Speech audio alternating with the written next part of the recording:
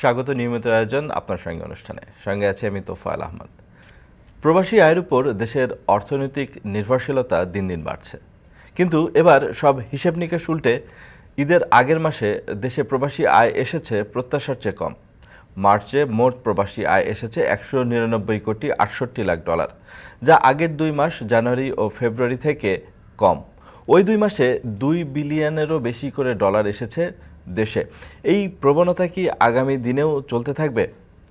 এই বিষয়ে আলোচনার জন্য আজ স্টুডিওতে আছেন অভিবাসন বিশেষজ্ঞ মোহাম্মদ নুরুল ইসলাম। জনাব নুরুল ইসলাম, আপনাকে স্বাগত আপনার সঙ্গে অনুষ্ঠানে। ভূমিকায় মানে আমরা যেটি বলছিলাম যে হঠাৎ করে প্রবাসী আয় কমেছে, শুধু কমেছে না, প্রত্যাশা ছিল যে ঈদের আগে বাড়বে, এরকমটাই দেখা গেছে বিগত বছরগুলোতে, কখনো তেমন ব্যতিক্রম হয়নি। এবার ব্যতিক্রম হলো। এটা নিয়ে সংশ্লিষ্ট অনেকেই উদ্বিগ্ন। আপনার কাছে কারণ কি বলে মনে হয়? ধন্যবাদ আপনাকে। আসলে প্রত্যেক সময় আমরা দেখেছি যে ঈদের আগে প্রবাসী আয় বাড়ে, রেমিটেন্স বাড়ে। এবার যে খুব কমেছে তা নয়, গত জানুয়ারি এবং ফেব্রুয়ারিতে 2 এর একটু বেশি ছিল, এখন 2 এর কাছাকাছি হয়েছে। 2 বিলিয়ন বা 2.12 বিলিয়ন ডলার, মানে 12 কোটি এক মাস থেকে আরেক মাস থেকে 16 কোটি ডলার মার্চে এসে 2 এর চেয়েও কমে গেছে। হ্যাঁ, 199 আনএক্সপেক্টেড, এটা সাধারণত হয় না। এখানে মূলত আরেকটা ফিগার আমি বলি যে আমাদের যদি কিউমুলেটিভ ধরি জুলাই থেকে ফেব্রুয়ারি পর্যন্ত বাংলাদেশ ব্যাংকের হিসাবে গত বছর ছিল যেটা জুলাই থেকে ফেব্রুয়ারি পর্যন্ত 14 বিলিয়ন ডলার, এবার হয়েছে 15 বিলিয়ন ডলার, মানে ওইটুকুতে বেড়েছে আর কি। প্রবৃদ্ধি প্রায় 4%, 3 থেকে 4%। কিন্তু সবচেয়ে বড় হলো যে ঈদের আগে সবসময় বাড়তো, এইবার একটু কম হয়েছে। আসলে আমাদের রেমিটেন্স কম আসার মূলত 3টা কারণ আছে। একটা হলো আমাদের দেশ থেকে যারা যাচ্ছে, গত বছর আপনি জানেন যে সবচেয়ে বেশি সংখ্যক লোক গেছে, 13 লক্ষেরও বেশি, 13,05,000 গেছে। কিন্তু এর মধ্যে একটা মেজর অংশ গেছে আনস্কিল, মানে আমাদের সৌদি আরবেই শুধু গেছে প্রায় 50% এই 13 লক্ষের মধ্যে 5 লক্ষর বেশি চলে গেছে। কিন্তু তার মধ্যে মানে আমাদের অদক্ষ কর্মী খুব বেশি গেছে। এখানে দক্ষ কর্মী পাঠানোর যে প্রবণতা বা তাদের যে বেতন মান একটু বেশি, সে ব্যাপারে কারো কোনো প্রচেষ্টা নেই। আসলে সবাই যারা যেতে চাচ্ছে পাঠিয়ে দেওয়া হচ্ছে। এই ধরনের একটা সিচুয়েশনে আমাদের রেমিটেন্স কম হয়। আর দ্বিতীয় হলো একটা নতুন সিস্টেম চালু হয়েছে, আপনারা জানেন যে 3 মাসের একটা ভিসা দেওয়া হয়। ওখানে গিয়ে সে এটা যদি প্রুফ করতে পারে যে 3 মাস ভালো, সৌদি আরবে এটা মানে যেহেতু সৌদি আরবে বেশি রেমিটেন্স আসে সেটাই বলছি, যদিও রেমিটেন্স প্যাটার্ন কিন্তু এখন কমে গেছে এই বছর, মানে ডিফারেন্ট হয়ে গেছে। সেটা হলো আমরা এই প্রবাসী আয় আসা শুরু থেকে পর্যন্ত দেখেছি সৌদি আরব সবচেয়ে বেশি আসতো, কিন্তু এই বছর চেঞ্জ হয়ে গেছে, এটা ইউএই থেকে সবচেয়ে বেশি আসছে এবং সৌদি আরব পিছনে পড়ে গেল। এবং আমরা ইউএসএ থেকে বেশি আসতো, এখন ইউকে থেকে বেশি আসছে, বেশ চেঞ্জ আসছে এবছর রেমিটেন্সে। ইউএসএ থেকেও বেশি আসা শুরু হয়েছে। তো এখানে আমরা যে জিনিসগুলো দেখতে পাই যে ওইখানে যারা গেছে তার মধ্যে এই 3 মাসের ভিসা দেওয়ার যে একটা সিস্টেম চালু করেছে, এতে প্রায় 2 লক্ষর মতো লোক দেখা গেছে তারা গিয়ে কোনো কাজ পায় নাই, তাদের কোনো আয় নাই, তারা রেমিটেন্স পাঠাবে কোত্থেকে, তাদের মানে দিন আনে দিন খায়, এরকম ধরনের অবস্থা। তো এই জিনিসগুলো আমাদের দেখার ব্যাপার আছে যে যারা যাচ্ছে তারা যে পরিমাণ কর্মী যাচ্ছে প্রবাসী সেই প্রতিফলন না থাকার একটা কারণ হচ্ছে না। ফেরত এসছে প্রচুর, এটা আসলে রেকর্ডে নাই, কারণ আমাদের দেশে ফেরত আসার রেকর্ড হয় না, কিন্তু বিভিন্ন স্টাডিতে দেখা গেছে যে তারা কাজ না পেয়ে ফেরত আসছে। এবং ওখানে গিয়ে দেখা যাচ্ছে, আমরা ভিজিটে গিয়ে দেখেছি যে অনেকেই কাজ পাচ্ছে না, রাস্তায় রাস্তায় ঘুরে বেড়াচ্ছে, কারণ ওই 3 মাস পরে তাদেরকে মালিক ছেড়ে দিচ্ছে, তার ভিসাটা বিক্রি হয়ে গেছে আর তাদের আর রাখার দরকার নেই। এই ধরনের মানে জাস্ট ভিসা বিক্রির একটা ব্যবসা ছাড়া এই 2-2.5 লাখ লোক এই প্রতারণার শিকার হয়েছে। এটা একটা বড় কারণ হয়েছে।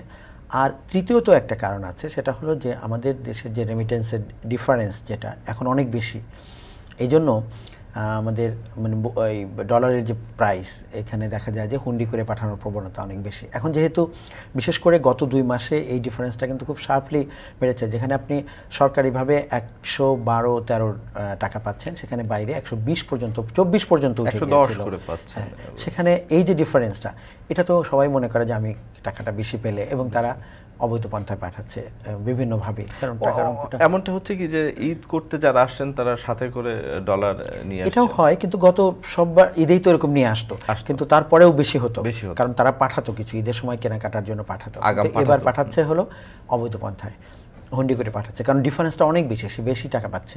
আগে 2-3 টাকা হতো, সরকার ডিসিশন নিয়েছিল 3% প্রণোদনা দিয়ে ফেলছে, তাতে বেশ মানে একটা অ্যাডজাস্ট হয়ে গেছিলো এবং অনেকেই দেখেছে বাইরে পাঠানোর চেয়ে খুব বেশি লাভ হচ্ছে না, কাজে আমরা পাঠাই। কিন্তু যখন দেখে যে ডিফারেন্সটা অনেক বেশি, তখন সবাই লাভের এটা খুঁজে, রিস্কটাকে চিন্তা করে না, যদিও ওটা অনেক রিস্কি ঝুঁকি, অনেকের টাকা হারিয়ে যায়, তারপরেও যখন অনেক বেশি পায় তখন ওই ঝুঁকিটা নিতে তারা আগ্রহী হয়ে যায়।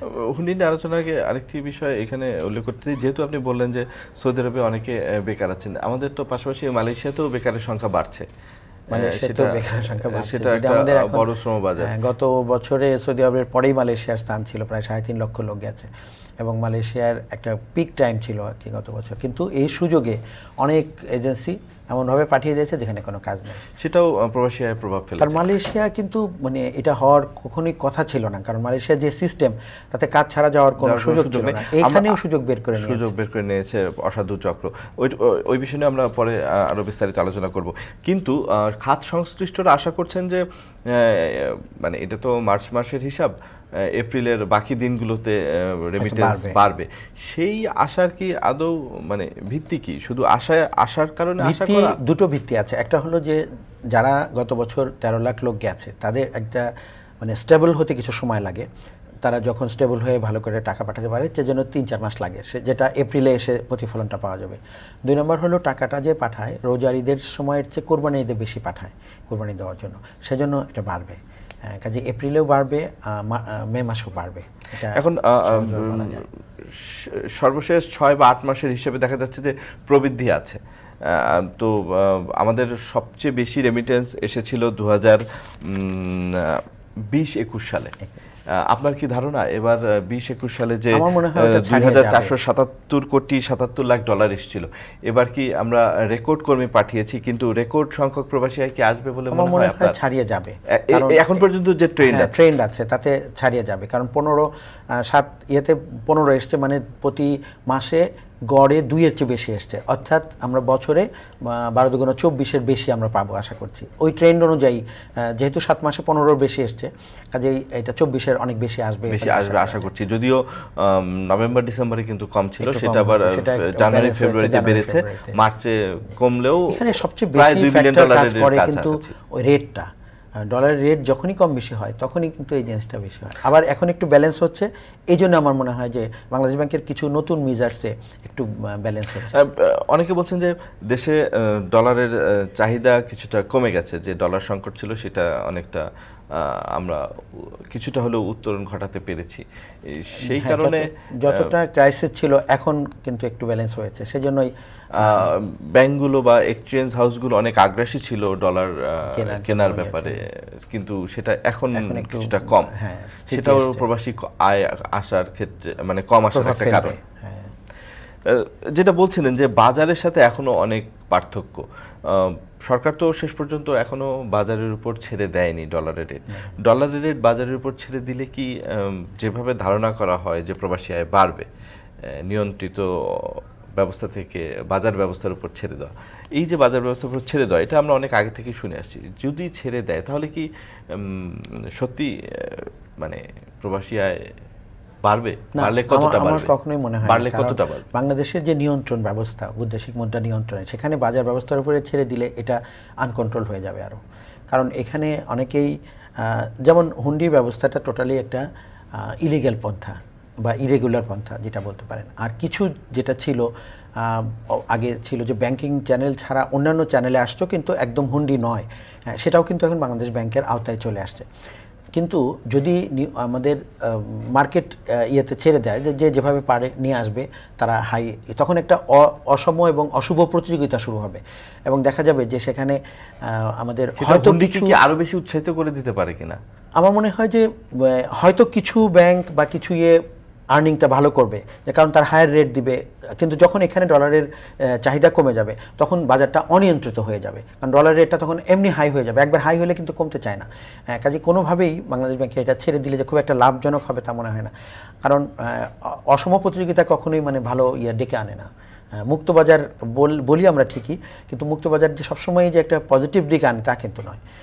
সেখানে এই নিয়ন্ত্রণটা থাকা অবশ্যই দরকার আছে বাংলাদেশ ব্যাংকে।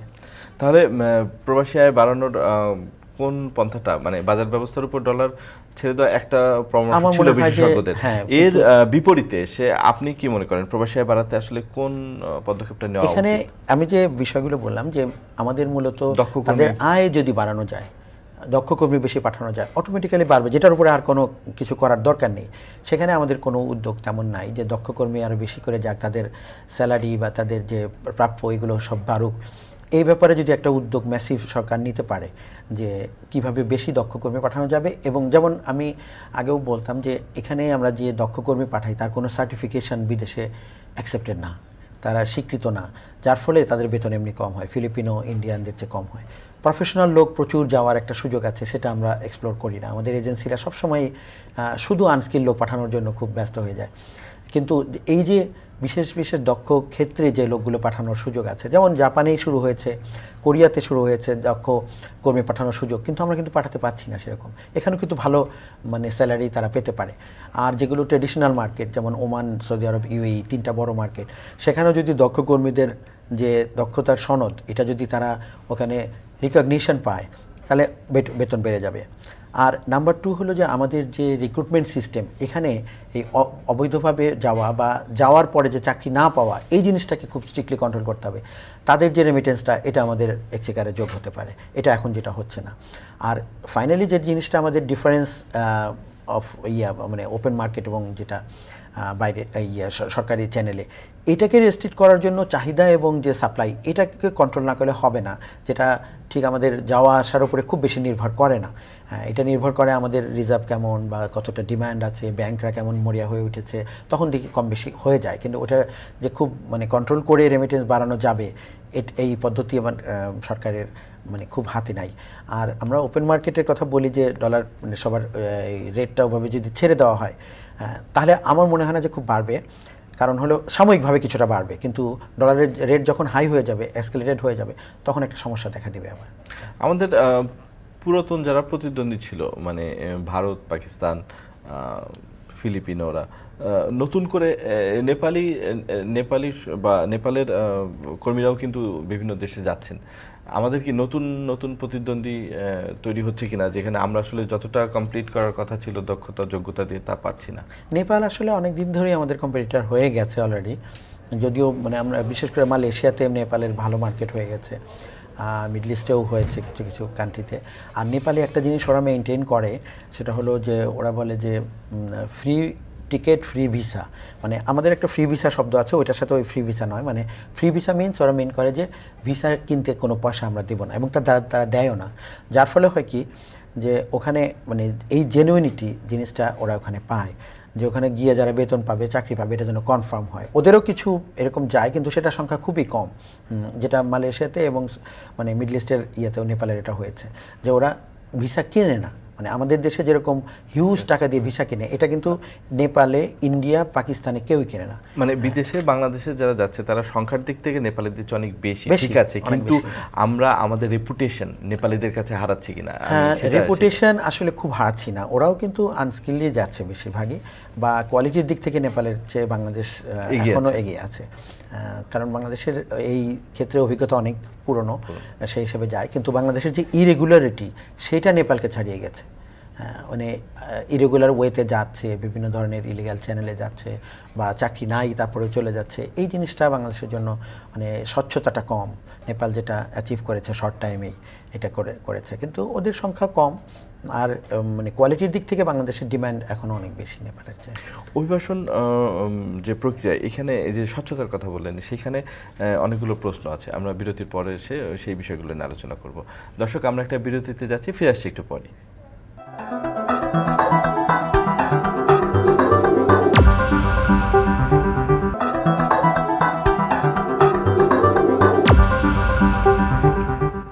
বিরতির পর আবারও ফিরে এলাম আপনার সঙ্গে আজকের আলোচনায়। আমাদের সাথে আজ আলোচনায় যোগ দিয়েছেন অভিবাসন বিশেষজ্ঞ মোহাম্মদ নুরুল ইসলাম।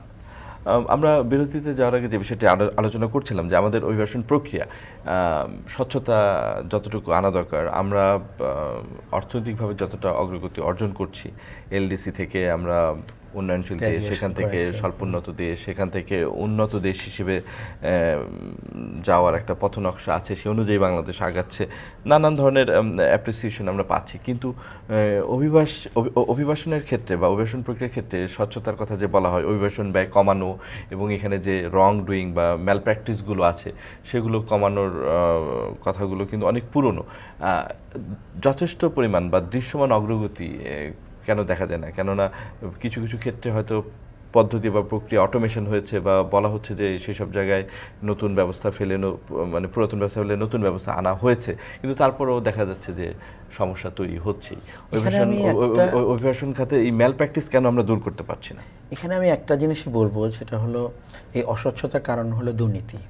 কারণ আপনি দেখেন যে আমাদের সাউথ কোরিয়াতে যে লোক যায়, এটাতে কিন্তু কোনো দুর্নীতি নাই, একদম স্বচ্ছ একটা কম্পিউটারাইজড সিস্টেম। সাউথ কোরিয়া যাচ্ছেও কিন্তু কম, মানে আমরা যাচ্ছে কম হলো, আমাদের কিন্তু কোটাও পূরণ করতে পারছি না বাংলাদেশে। দুঃখজনক যে সাউথ কোরিয়া কোটা দিচ্ছে কিন্তু আমরা পূরণ করতে পারছি না। সেখানে কয়েকটা জিনিস আমরা অ্যাচিভ করতে পারি নাই, হলো আমাদের ব্যর্থতার কারণে। কারণ তারা কোটা দিচ্ছে, বেশি নিবে, কিন্তু আমাদের এত লোক থাকা সত্ত্বেও আমরা পূরণ করতে পারি না, কারণ তাদের সাথে যোগাযোগের অভাব, তাদের এমপ্লয়ারের কাছে আমাদের বাংলাদেশি ওয়ার্কারের ইমেজটা তুলে ধরার অভাব।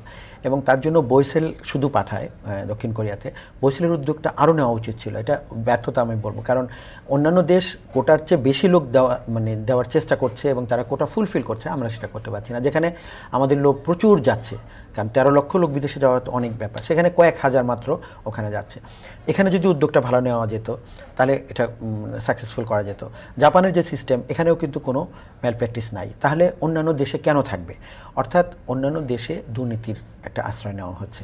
এই দুর্নীতির, যেমন মালয়েশিয়াতে সেই দুর্নীতিটা শুধু এদিক থেকে না, ওদিক থেকেই শুরু হয়। আসলে শুরুটা হয় কিন্তু ওদিক থেকেই। কারণ একটা ভিসা যখন কেনা বেচা, অনিয়ম হলো যেটা ভিসা কেনা বেচা হয়, আর্থিক লেনদেন হয়, এটাই অনিয়ম। আসলে এটাই সবচেয়ে বড় দুর্নীতি।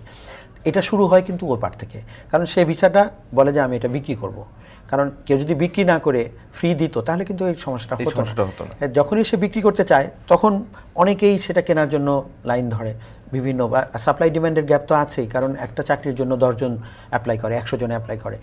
যার ফলে এই সুযোগটা রিক্রুটিং এজেন্সি নিচ্ছে, মাঝে দালালরা নিচ্ছে, এবং সার্বিকভাবে একটা চ্যানেলটাই হয়ে যাচ্ছে লেনদেনের। এমপ্লয়ার থেকে শুরু করে তার ম্যানেজার, তারপর রিক্রুটিং এজেন্সি, তারপরে এখানে রিক্রুটিং এজেন্সি, তারপরে দালাল, এই সামগ্রিকভাবে অ্যামাউন্টটা অনেক বেড়ে যাচ্ছে, অভিবাসন ব্যয় অনেক বেড়ে যাচ্ছে। এবং আপনি জানেন যে একটা বড় সংখ্যক লোক যায় আত্মীয় স্বজন বা তাদের পাড়ার প্রতিবেশীর মাধ্যমে, বন্ধুবান্ধবের মাধ্যমে, তারাও কিন্তু ভিসা বিক্রি করে। এমনও দেখা গেছে যে একদম নিকট আত্মীয়, সেও ভিসা বিক্রি করে তাকে পাঠাচ্ছে।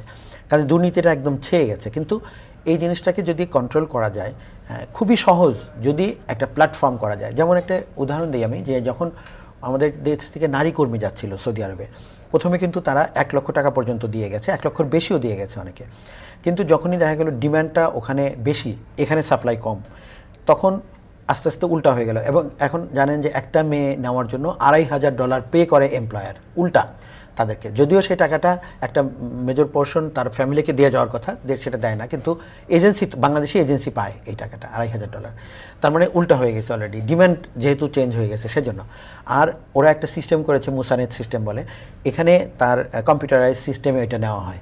এই নেওয়ার জন্য এই কম্পিউটারের সিস্টেমে যেহেতু যাওয়া হয়, তার সমগ্র তথ্য ওখানে থাকে, কিভাবে নেওয়া হলো, এবং তার এখানে এই যাওয়ার প্রসেসটা থাকবে, ওখানে এমপ্লয়ার কিভাবে তাকে কাজে লাগাবে, সব কিছু তো এখানে ওই ওয়েবসাইটে থাকে, যার ফলে দুর্নীতির আশ্রয়টা নিতে পারে না।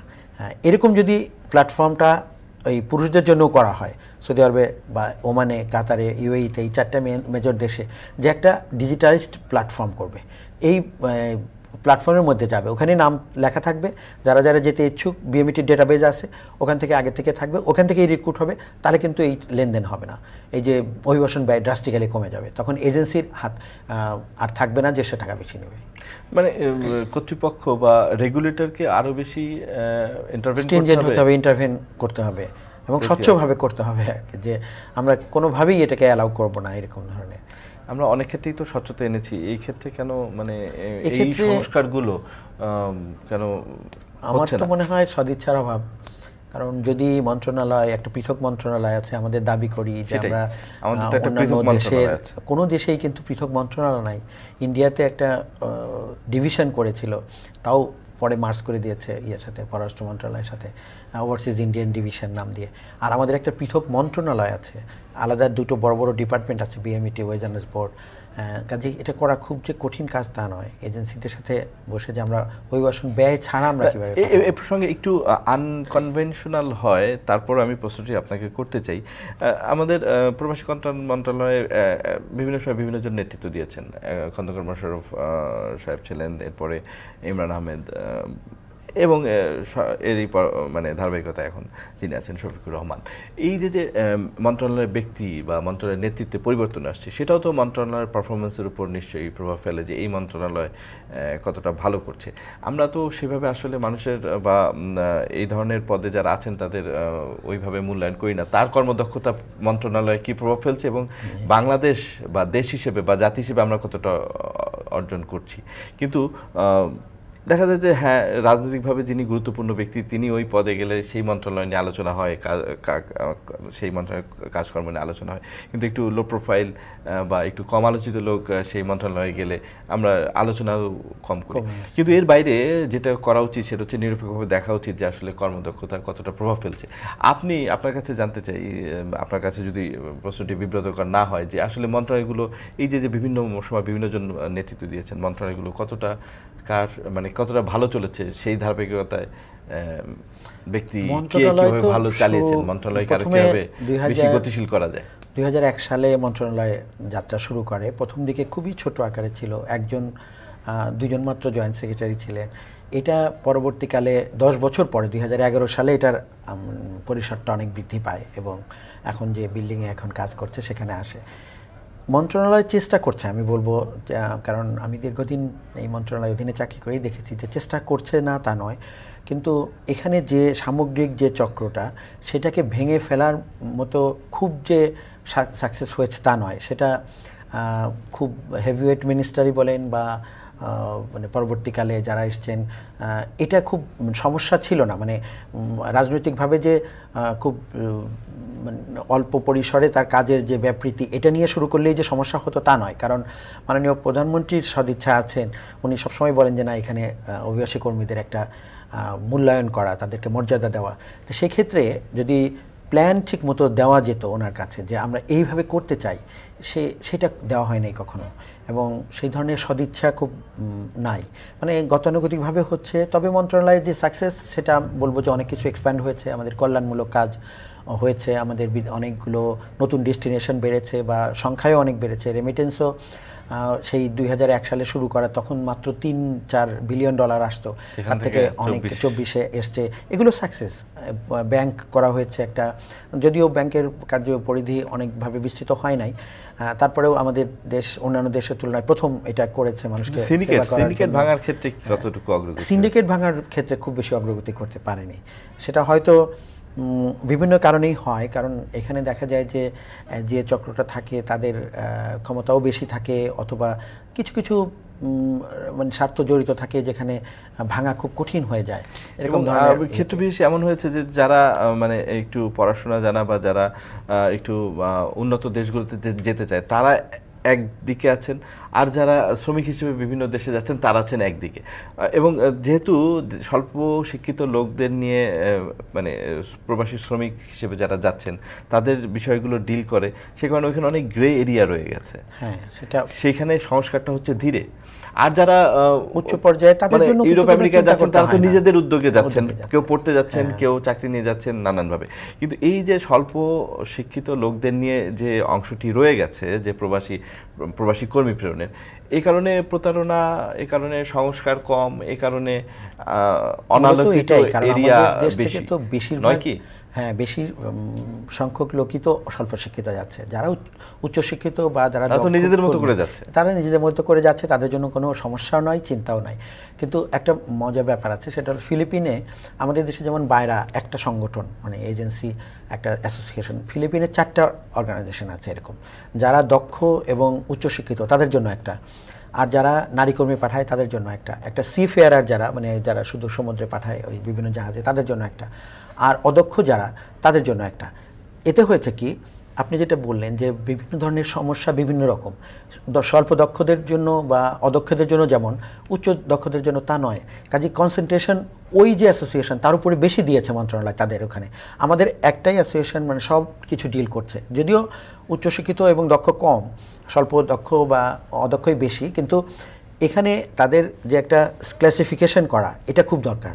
এবং অ্যাসোসিয়েশনগুলোর আপনি অবশ্যই যেটা উত্তর দিচ্ছিলেন এটা শেষ করবেন, এবং এর সাথে আমি এটি একটু সাপ্লিমেন্ট করতে বলবো যে সংগঠনগুলোর দায়িত্ব কি, যে বাইরা বা এ ধরনের অন্য যে সংগঠনগুলো আছে, পেশাগত দক্ষতা বা এই সেক্টরের সংস্কার আনা, সুশাসন আনা, সেই জায়গায় সংগঠনগুলো সক্রিয় হতে দেখা যায় না। মানে ইনোভেশন এবং প্র্যাকটিস, গুড প্র্যাকটিস, এগুলোর ব্যাপারে সংগঠনগুলোকে কখনো কথা বলতে শোনা যায় না। এবং তারা এই ধরনের ইনোভেশনে তাদের মূল দুটো কাজ, একটা হলো নতুন নতুন বাজার অন্বেষণ করা, তাদের ব্যবসার স্বার্থে করতে হবে। কিন্তু আমি সেটা তো সৃজনশীলভাবে তাদের করতে দেখা যায় না। 1984 সাল থেকে শুরু হয়েছে এই বাইরার যাত্রা, মানে প্রাইভেট লাইসেন্স দেওয়া শুরু হয়েছে, কিন্তু এ পর্যন্ত এই ইনোভেটিভ আইডিয়া বা নতুন নতুন দেশে তাদের যে একটা প্রোগ্রাম করা বা এমনকি গভর্নমেন্টের সাথে যে একটা অ্যাসোসিয়েট হয়ে তারা যাবে, এ ধরনের কিছু করে নাই। হয়তো কিছু ওখানে লোকজন আছে, তারা ভিসা পাঠায়, তারা এখানে তারা একটা কমপ্লাই করছে, কিন্তু নতুন দেশে কি কি সুযোগ আছে এ ধরনের কোনো চেষ্টা কখনোই করে নাই। আর 2 নম্বর হলো তাদের ওয়েলফেয়ার দেখা, যাদেরকে পাঠাচ্ছে, কিন্তু যখনই পাঠায় তারা আপ্রাণ চেষ্টা করে যে কোনোভাবে পাঠানোর পরে দায় দায়িত্বটা এড়ানো যায় কিনা। এবং যখনই তাদেরকে বিভিন্নভাবে ধরা হয়, বিভিন্নভাবে দায়ী করা হয়, বিএমইটি বা মন্ত্রণালয়, ওয়েজেনার্স বোর্ড ধরে, তখন সে বাইপাস করার চেষ্টা করে, না আমি এটা পাঠাইনি। প্রথমত যদি পাঠায়, আর্ট অফ দ্য স্টেট ওয়েতে একটা সংগঠন গড়ে ওঠা, তার বিপরীতে দেখা যায় যে মানে যারা রং ডুইং এর সাথে জড়িত তাদের প্রোটেকশন দেওয়ার জন্যই সংগঠনগুলো যেন তৈরি হয়েছে, এরকম মনে হয়।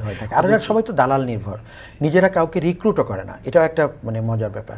এই যে মহিলাগুলো যে প্রবলেমে পড়ে, এখানে বারবার বলা হয়েছে, আমরা রিকোয়েস্ট করতাম যে আপনারা দালাল দিয়ে করেন, কিন্তু আপনি একবার দেখেন যে কাকে পাঠানো হচ্ছে।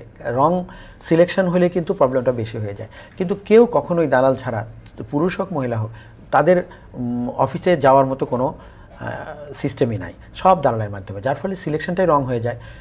সে কত টাকা দিয়েছে তা জানে না, ব্যয় বেড়ে যায়।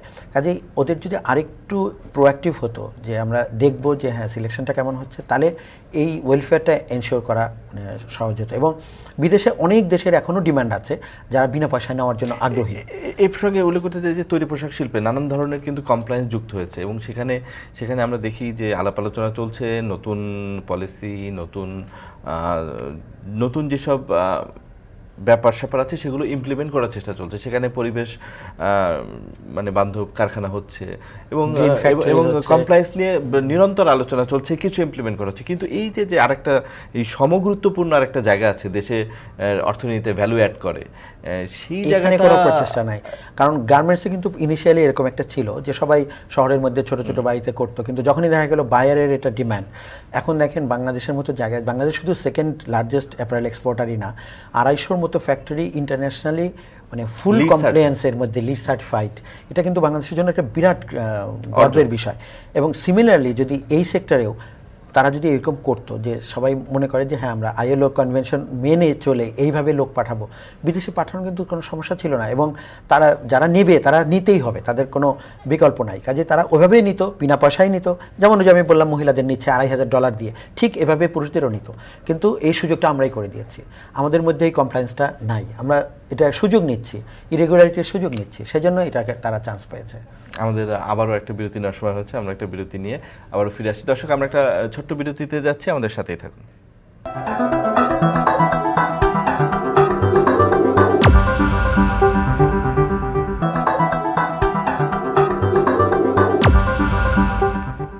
বিরতির পর আবারও ফিরে এলাম আপনার সঙ্গে আজকের আলোচনায়।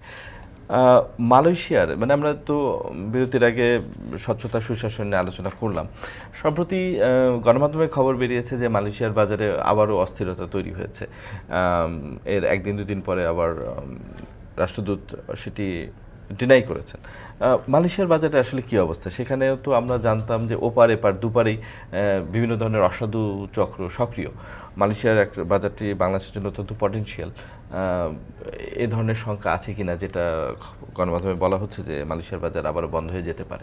মালয়েশিয়ার বাজার এমনি ইয়ের কারণে বন্ধ হবে না, কিন্তু বাংলাদেশের যে চুক্তিটা হয়েছে সেখানে 5 লক্ষ লোক নেওয়ার কথা ছিল, সেটা তো প্রায় শেষ হয়ে গেছে। এমনি রিনিউ করতে হবে, রিনিউটা যদি না হবে এমনি বন্ধ হয়ে যাবে, কম যেতে হবে 31শে মে পর্যন্ত। হ্যাঁ, তারপর আবার রিনিউ করতে হবে এবং সংখ্যাটা বাড়াতে হবে। আর সবচেয়ে বড় যে এখানে যে মালয়েশিয়া যাওয়ার সিস্টেমটা, এটা কিন্তু খুবই সুন্দর একটা সিস্টেম ডেভেলপ করা হয়েছে এবং এখানে পিলফারেজের কোনো সুযোগ ছিল না। হ্যাঁ, কিন্তু একটা জিনিস ছিল যে ওই পক্ষকে, যেটা আপনি বললেন যে ও পাশে এবং এ পাশে দুপাশেই একটা লেনদেনের, বৈধ লেনদেনের একটা ব্যবস্থা আছে, একটা ফিজ মতো প্রায় 1 লক্ষ টাকা ওদেরকে দিয়ে দিতে হয়। এটা মালয়েশিয়ান মার্কেটে আমাদের মাইগ্রেশন কস্ট বাড়াচ্ছে। প্লাস এখানে যে সিস্টেমটা করা হয়েছিল ইনিশিয়ালি সিন্ডিকেটের মতো, যেটা পরে ভেঙে দেওয়া হয়েছে যে ওপেনলি সবাই পাঠাবে, এখানে কিছু সুযোগ ছিল যে ওই যে সেকেন্ডারি এজেন্সিকে যখন অ্যাড করে তখন একটা বড় ধরনের টাকা দিয়েছিল। কিন্তু যদি মালয়েশিয়ায় এখন রিনিউ করে ফেলে এবং পরবর্তীতে ওই জিনিসটা দেখে যে ওর কর্মসংস্থান আছে কিনা, এটাকে একটু যদি স্ট্রিক্টলি দেখা হয়, তাহলে মালয়েশিয়ার মার্কেট কিন্তু খুব ভালো এখনও। কারণ মালয়েশিয়ার মার্কেট যখনই ওপেন থাকে তখনই সৌদি আরবের মার্কেটটা কিছু হলেই কমে যায়। এখানে যখন 6-7 লাখ পর্যন্ত দিয়ে যেত, মালয়েশিয়ার মার্কেট ওপেন হওয়ার সাথে সাথে 4 থেকে 5 লাখ হয়ে গেছে, মানে 2-3 লাখ টাকা কমে যায় এবং মানুষের একটা বিকল্প গন্তব্য থাকে। এটা একটা বড় জিনিস। আমি আপনাকে এর পাশাপাশি সৌদি আরবে যে বলছেন যে মালয়েশিয়ার বাজার ভালো থাকলে সৌদি আরবে চাপ কম পড়ে, বাট এখন দেখা যাচ্ছে সৌদি আরবেই বেশি যাচ্ছে এবং এর প্রায় অর্ধেকই অদক্ষ। এই যে বিদেশে যাওয়ার যে ব্যাপার, দেশের তরুণ সমাজের মধ্যে এবং যারা বিশেষ করে অদক্ষ, দেশের ভিতর যাদের চাকরির বাজার সংকুচিত বা কম সুযোগ, এর ফলে সমাজে এক ধরনের অভিঘাত তৈরি হয়েছে কিনা? কেননা গণমাধ্যমের খবর বা অন্যান্য যেসব উৎস থেকে তথ্য পাওয়া যায়, দেখা যায় যে দেশের একটি বিরাট অংশ তরুণদের মধ্যে যারা স্বল্প শিক্ষিত, এরা অপেক্ষায় আছেন কখন তারা দেশে বাইরে যাবেন। এদের আত্মীয় স্বজন, যেটা আপনি এর আগে বলছিলেন যে এদের আত্মীয় স্বজন অনেকেই দেশে বাইরে থাকেন, বিশেষ করে মাদারীপুরে দেখা যাচ্ছে ইতালির অনেক লোক থাকে, কুমিল্লায় সৌদি আরবের অনেক লোক থাকে। এদের আত্মীয় স্বজনরাও এবং বিশেষ করে আত্মীয় স্বজনের মাধ্যমে যেহেতু যায়, অসংখ্য তরুণ বসে আছে বেকার, কোনো কাজ না করে, যে আশায় আছে তারা বিদেশে যাবে, নিজেকে তৈরি করছে না, আত্মীয় স্বজনের ভিতর অনেকে আছেন তারা আশায় আছেন। এইটা দেশে আনএমপ্লয়মেন্ট বাড়াচ্ছে, পাশাপাশি অনুৎপাদনশীল এই যে আমাদের যে শ্রমশক্তি অনুৎপাদনশীল বসে আছে বিদেশে যাওয়ার জন্য। বিদেশে থেকে আমাদের অনেক আর্নিং আসছে, সেটা ঠিক, প্রবাসীরা দেশের অর্থনীতিকে সমৃদ্ধ করছে, কিন্তু এই যে বিদেশে যাওয়ার জন্য যে দেশের বড় একটি তরুণ সমাজ অপেক্ষা করে আছে কোনো শ্রম না দিয়ে, এটাও তো সমাজে এক ধরনের ব্যাধি তৈরি করছে। আপনি কি মনে করেন? হ্যাঁ, একটা নেতিবাচক ইম্প্যাক্ট পড়ছে। কারণ আপনি জানেন যে বাংলাদেশে প্রতি বছর 22 লক্ষ লোক শ্রমশক্তিতে অ্যাড হয়। প্রতি বছর 22 লক্ষ লোকের জন্য কর্মসংস্থান আমরা দেশে তৈরি করতে পারি না, কাজে একটা মেজর পোর্শন বাইরে যেতেই হবে। তার যেহেতু দেশে কর্মসংস্থানের ব্যবস্থা সেরকম নাই, আমাদের 7 থেকে 8 লক্ষ আমাদের ফর্মাল এবং ইনফর্মাল সেক্টরে তৈরি হয়, বাকি সবাই বাইরে বসে থাকে। আর আমরা একটা জিনিস আছে, নিট শব্দ আছে, একটা NEET, অর্থাৎ not in employment, education and training. এরা হলো ওই অবস্থায়, তাদের এডুকেশনে নাই, তারা লেখাপড়া করছে না, ট্রেনিংও নিচ্ছে না এবং এমপ্লয়মেন্টে নাই, তারা ওয়েট করছে এবং তারা তখন কতগুলো এর সাথে জড়িয়ে যাচ্ছে এবং সেটাই সামাজিক একটা অবক্ষয়ের মধ্যে, হয় নেশায় জড়িয়ে যাচ্ছে, অথবা কোনো জঙ্গি কর্মকাণ্ডে জড়িয়ে যাচ্ছে, অথবা অপরাজনীতির আশ্রয় হিসাবে জড়িয়ে যাচ্ছে। এই জিনিসটা খুবই ভয়াবহ। বিদেশে পাঠানো তাদেরকে ওই কারণেই দরকার যে তাদের দেশে থেকে যে নেতিবাচক জিনিসগুলোতে তারা জড়িয়ে যেতে পারে সেই সম্ভাবনাটা যাতে না থাকে। সেই জন্য অনেকেই দেখবেন যে অনেক গার্জিয়ান বলে কি, আমার কিছুই লাগবে না, আমি জমি বেচে তবু আমি তাকে বাইরে পাঠাতে চাই, কারণ সে এখানে খারাপ হয়ে যাচ্ছে, নষ্ট হয়ে যাচ্ছে, কারণ সে কন্ট্রোল করতে পারছে না। স্কিল তৈরির ক্ষেত্রে কোনো আগ্রহ দেখা যায় না কেন? এই যে বিদেশে যাওয়ার ন্যারেটিভসটা, এটা তো চেঞ্জ হওয়া দরকার। আসলে আগে দক্ষ হওয়া দরকার, ওই যে প্রিপারেটরি টাইম যেটা আপনি বলেন যে এখানে বসে আছে, সে কিন্তু কোনো দক্ষতার ইয়েতে যাচ্ছে না, অথচ সে যদি এখানে কোনো একটা ট্রেনিং নেয় তাহলে সে বিদেশে না গিয়েও কিন্তু দেশে একটা ভালো কাজ করতে পারে এবং বিদেশে যদি যায় বেটার কাজ করতে পারে। কিন্তু কেন অনীহা? তাদেরকে মনে হয় কি যে এটা একটা সামাজিক বিষয়, মনে করে যে না আমি একটা ইলেকট্রিশিয়ান হব, তা না, বিদেশে গিয়ে যদি আমি রাস্তা ঝাড়ু দিব সেটাও কেউ বলবে না, সেটা একটা ভালো জিনিস। এই যে একটা সামাজিক একটা ভাবধারা তাদের মধ্যে চলে আসছে, এটা খুবই খারাপ হচ্ছে, যেটা অনেক দেশেই নাই। আমাদের দেশে যদি, কারণ দক্ষ প্রশিক্ষণের ব্যবস্থা কিন্তু বাংলাদেশে এখন বেশ ভালো বেড়েছে অনেক। আমাদের এই সরকারি খাতে বেসরকারি খাতে বিভিন্ন সাপোর্টেড প্রজেক্ট আছে, 110টা প্রশিক্ষণ প্রতিষ্ঠান, কিন্তু সব ফাঁকা, দেখবেন বিশেষ করে উপজেলা লেভেলে যেগুলো হয়েছে সেখানে কোনো ছাত্রই নাই, কারণ আসছে না, মানুষ ইন্টারেস্টেড হচ্ছে না।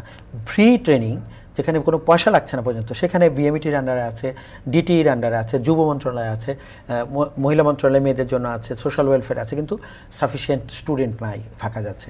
তাদেরকে প্রচার করে আনতে হয়। এগুলো তো ওভার সাবস্ক্রিপশন হওয়ার কথা, কারণ তারা শিখবে, কোনো কিছু শিখলেই তো সে একটা দক্ষ হয়ে যাবে। এবং তাকে একজন ইলেকট্রিশিয়ানের তার কোনো টাকার অভাব হয় না, একজন প্লাম্বার, একজন ওয়েল্ডারের কোনো অভাব হয় না। বিদেশে ওয়েল্ডারের জন্য পাগল হয়ে যাচ্ছে, 6G ওয়েল্ডার বা মিগ টিগ ওয়েল্ডারের জন্য আমরা দিতে পারছি না, কিন্তু আগ্রহ নাই।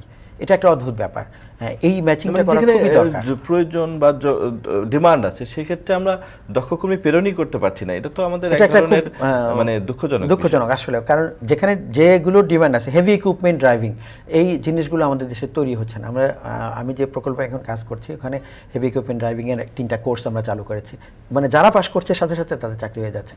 কিন্তু এই ধরনের দেশে এবং বিদেশে, কিন্তু এবং যারা আমাদের কিছু ফুড প্রোডাকশনের যে সব এরা খুব ভালো ভালো চাকরি পাচ্ছে বাইরে গিয়ে। এই ধরনের কোর্সে মানে ব্যাপক হারে অংশগ্রহণ করা দরকার। এই যে দুটো ট্রেন্ডের কথা আপনি বললেন, যে যেগুলো ট্র্যাডিশন আমরা জানি, ইলেকট্রিশিয়ান, প্লাম্বার, এদের সুযোগ আছে দেশের বাইরে। এর পাশাপাশি হ্যাভি ড্রাইভিং ইকুইপমেন্ট যারা পরিচালনা করে, ফুড প্রসেসিংয়ে, এরকম আর নতুন নতুন কী কী ক্ষেত্র এখন আছে যেগুলোতে বাংলাদেশি ছেলেমেয়েরা দক্ষতা অর্জন করে দেশের বাইরে গেলে ভালো মানে ভালো চাকরি, ভালো আয় করতে পারবে? নতুন নতুন অনেকগুলো ট্রেড আছে। আমরা একটা স্টাডিও করেছিলাম যে কোন দেশে কোন ট্রেড আছে। যেমন বিভিন্ন জায়গায় যে রিগ তৈরি করে, বিভিন্ন যে তেল উৎপাদন বা এসব জায়গায় প্রচুর খনির ইয়েতে আমরা কখনোই ভালো লোক পাঠাতে পারি না এই পর্যন্ত। শিপ বিল্ডিংয়ে অনেক কাজ আছে, সেখানে প্ল্যাটার, তারপরে শিপের যে ড্রয়িং করে, এই ধরনের কাজে আমাদের কিন্তু পাঠাতেই পারছি না, মানে আমরা প্রশিক্ষণই দিতে পারছি না এখানে। এবং নতুন নতুন অনেকগুলো ট্রেড আছে যেগুলোতে এখন বিশেষ করে টেকনোলজি চেঞ্জ হচ্ছে, আপনার রোবোটিক্সে, মেকাট্রনিক্সে, এসব জায়গায় অনেক টেকনিশিয়ান প্রয়োজন হচ্ছে। এসব বিষয় যদি আমরা ট্রেনিং দিয়ে পাঠাতে পারি তাহলে আমাদের জন্য একটা বিরাট সুযোগ উন্মোচিত হতে পারে। আমরা আসলে ট্রেডিশনাল ইয়েতে যেটুকু যাচ্ছি তার পাশাপাশি অন্যদিকে কোনো চেষ্টাই করছি না, এটা একটা বড় দুঃখজনক। আমাদের আরও একটি বিরতি নেওয়ার সময় হচ্ছে, আমরা একটা বিরতিতে যাব। দর্শক, আমরা একটা বিরতিতে যাচ্ছি, আমাদের সাথেই থাকুন।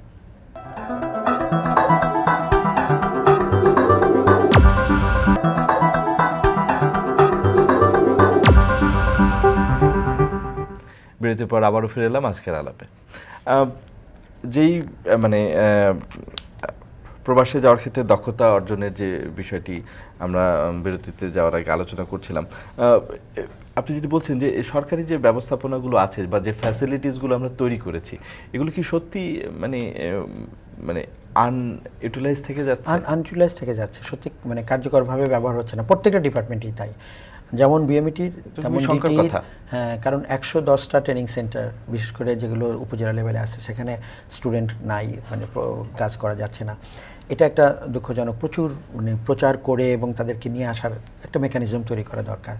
আর সবচেয়ে বড় হলো বিদেশে যাওয়ার জন্য একটা পুল তৈরি করা দরকার। যারা বেসিক্যালি কিছুই জানে না তাদেরকে বিদেশে যাওয়া মানে উৎসাহিত করা দরকার। আসলে অদক্ষ এভাবে পাঠিয়ে 1 মাসের বা 2 মাসের একটা বেসিক ট্রেনিং তাদের থাকতেই হবে, যাতে তারা ওখানে গিয়ে একদম লেবার হিসাবে কাজ না করে। কারণ আমি দেখেছি বিদেশে, আমি এমবাসিতে যখন ছিলাম দেখেছি যে কোনো এমপ্লয়ার সে যে জিনিসটা জানে, কারণ আমাদের দেশের সার্টিফিকেট তো ওখানে বেশি দাম দেয় না, কিন্তু তার স্কিলটাকে খুব দাম দেয়। সে যেটুকু জানে তাকে পিক আপ করে নেয়। কাজে তার যে বেসিক যে ট্রেনিংটা হবে ওখানকার এটিকেট ম্যানার্স বা ল্যাঙ্গুয়েজ, তার পাশাপাশি ছোটোখাটো স্কিল যেটুকু জানবে সেটাকে তারা দাম দিয়ে ফেলে। এই জন্য একটা পুল তৈরি করে তার যে একটা, আমার যদি প্রোডাক্ট ভালো তৈরি করতে পারি আমি অটোমেটিক্যালি বিদেশে দাম পাবো। প্রোডাক্টের উপরেই কিন্তু কম্পিটিশনটা নির্ভর করে। ইন্ডিয়া, ফিলিপিনের সাথে আমরা কখন কম্পিট করব? পাকিস্তান থেকে কিন্তু আপনার খুব যায় না, মানে আনস্কিল ওয়ার্কার। আরেকটা বিষয়, মানে এই ক্ষেত্রে প্রবাসী শ্রমিকদের হয়তো কিছু করেনি। বিভিন্ন দেশে দেখা গেছে যে উদ্যোক্তারা যখন যায় তখন সেসব উদ্যোক্তাদের সাথে সেসব দেশের ওয়ার্কাররা কাজ করে। যেমন ইন্ডিয়ান এন্টারপ্রেনিয়ররা বিভিন্ন দেশে পোর্ট ম্যানেজমেন্ট থেকে শুরু করে কনস্ট্রাকশন বা কোরিয়ান এন্টারপ্রেনিয়রদের সাথে তাদের দেশের কর্মীরা যাচ্ছে। আমাদের দেশের এই ধরনের এন্টারপ্রেনিয়র খুব কম, সে কারণে আমাদের এন্টারপ্রেনিয়রদের সাথে আমাদের দেশের শ্রমিকরা যে প্রবাসী হবে সেই সুযোগটা কম। আমাদের ওইরকম আগে ছিল কিছু কন্ট্রাক্ট ওখানে দুবাইয়ে করেছে, আমাদের এখানে নিয়েও গেছে। ইরাকে ছিল কিছু কনস্ট্রাকশন কোম্পানি, কিন্তু এখন একদমই কম। তারা ওরকম নিয়ে যেতে পারতো। এখন সিশেলসে কিছু লোক গেছে, একটা কনস্ট্রাকশন হচ্ছিল, ওখানে বাংলাদেশি মানে এন্টারপ্রেনার ছিল, তারা নিয়ে গেছিল কিছু, কিন্তু ওই যেহেতু উদ্যোক্তা কম সেজন্য ওই প্রফেশনটা। প্রবাসী আয় আমরা চাই দেশে অনেক আসুক, কিন্তু প্রবাসী আয়ের যেটা দেশে আসছে সেটার ব্যবহার নিয়ে কখনো তেমন আলোচনা করা হয় না। সেটার যে ব্যবহার, সেই ব্যবহারের কারণে সমাজে কিছু অ্যাবনর্মাল গ্রোথ আছে, যেমন আমাদের অপ্রয়োজনে হয়তো দেখা যাচ্ছে জমির দাম বাড়ছে, কারণ প্রবাসীদের বিনিয়োগের তেমন কোনো জায়গা নেই, বা এই তারা যদি বিনিয়োগ নাও করে, এই যে প্রবাসী আয়টা আসছে এটাকে সুসংগঠিতভাবে কিভাবে বিনিয়োগ করা যায়, ছোট ছোট ভাবে বিনিয়োগ না করে বড়ভাবে বিনিয়োগ করা যায়, সেই উদ্যোগে কিছু সরকার করছে কিনা? না, এখনো সরকারের তেমন কোনোই উদ্যোগ নাই। অথচ ইন্ডিয়াতে ব্যাঙ্গালোরে যেটা সেকেন্ড সিলিকন ভ্যালি হচ্ছে, এটা তো পুরোটাই প্রবাসী, হায়দ্রাবাদে যেটা হচ্ছে এনআরআই বলে, ওটা নন রেসিডেন্ট ইন্ডিয়া, তাদেরই অবদানে করেছে এবং এটা সরকার সাপোর্ট দিয়েছে। আমাদের দেশে এরকম কোনো উদ্যোগ নাই। এতগুলো ব্যাংক আছে, তাদের আলাদা কোনো প্রোডাক্ট নাই। একটা যদি এক্সক্লুসিভ ইকোনমিক জোন করে দেওয়া যায়, যে সেখানে শুধু প্রবাসীরাই ইনভেস্ট করবে, এরকম যদি করা যায়, তাহলে ওখানে একটা ফান্ড ক্রিয়েট করে সরকার তো ইয়ে থেকে ফান্ড দিতে পারে, যেমন যে সার্বজনীন পেনশন স্কিম থেকে কিন্তু সরকার ফান্ড নিচ্ছে, সেটা তারা বিভিন্নভাবে কাজে লাগাবে। সেখানেও তাদেরকে ট্যাগ করা যায়। আয়ও কিন্তু একটা ফান্ড, ছোট ছোট উদ্যোক্তারা যদি না কাজ করতে পারে, একটা গ্রুপ করে দেওয়া যায়, কোঅপারেটিভের মতো করে দেওয়া যায়, তাহলে তারা কিন্তু ফিরে আসে এই টাকাটা প্রোডাক্টিভ খাতে খরচ করার জন্য। কিন্তু যখন কোনো উপায় দেখে না, তখন আনপ্রোডাক্টিভ খাতে খরচ করে, জমি কিনতে যায়, জমির দাম বেড়ে যায়, সোনা কিনে সুন্দর করে বাড়ি একটু ডেকোরেশন করে, যেটা আনপ্রোডাক্টিভ খাতে। কিন্তু সে যদি প্রোডাক্টিভ খাতে ব্যয় করতো, তাহলে সামাজিকভাবে উন্নতি হতো এবং অর্থনীতি তার ফ্যামিলিটা উন্নতি হতো এবং সামগ্রিক অর্থনীতিতে একটা বিরাট অবদান রাখতে পারে। সেটা এই যে বিপুল সংখ্যক মানে বৈদেশিক মুদ্রা আসছে, এটাকে আসলে আরেকটু দেশের অর্থনীতিকে অবশ্যই তা এনহ্যান্স করছে, কিন্তু এটাকে কাজে লাগানোর একটা আরো সুযোগ প্ল্যান্ড ওয়েতে করা দরকার। এই যে প্রবাসী শ্রমিক, এর বাইরে যে সম্প্রতি আমাদের যারা ইউরোপ আমেরিকায় যেতে চায়, ইউরোপে নতুন মানে আগেই অন্তর্ভুক্ত হয়েছে, কিন্তু সেনজেন ভিসা অ্যাপ্লিকেবল ছিল না, নতুন করে দুটি দেশের বুলগেরিয়া এবং রোমানিয়া তারা যুক্ত হয়েছে। একসময় কথা ছিল যে আমাদের এখান থেকে কৃষি শ্রমিক যাবে রোমানিয়া।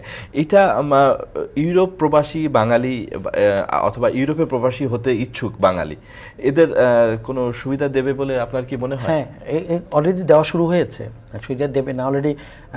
বুলগেরিয়া, রোমানিয়া এবং পোল্যান্ড তিনটা জায়গায় শুরু হয়েছে। এর আগে যে কয়েকজন গিয়েছিল ওরা তো বেশিরভাগই ওয়েস্ট ইউরোপে চলে গেছে, কারণ ওখানে বেতন অনেক বেশি, 3-4 গুণ বেশি।